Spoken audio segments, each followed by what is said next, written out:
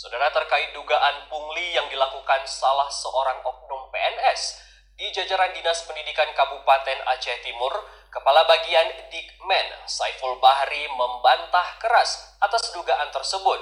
Jika benar ada, maka pihaknya tak segan-segan menghukum pelaku.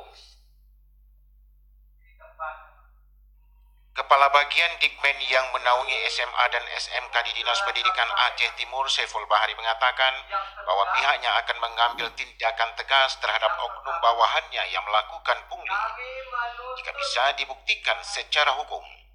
Hal ini disampaikan saat dijumpai awak media di ruang kerjanya beberapa waktu yang lalu. Sebagai atasan, dirinya tidak pernah menyuruh siapapun untuk melakukan praktik pungli.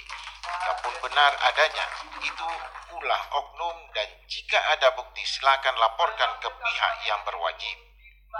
Kami dari dinas, baik kepala desa kami di bidang yang tidak satu orang pun kami tugaskan hal seperti itu untuk ada pungutan-pungutan. Jadi kalau ada laporan-laporan, tolong dibuktikan secara pasti dan sampaikan kepada kami dengan bukti, kalau biar kami bisa mengambil tindakan kepada oknum kalau memang dia melakukan kesalahan-kesalahan, meminta dana dari pengurusan SK dasar apa.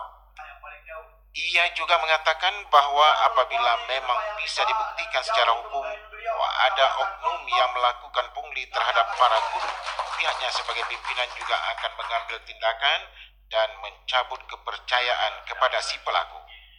Dari Aceh Timur, Tim Liputan TVRI melaporkan.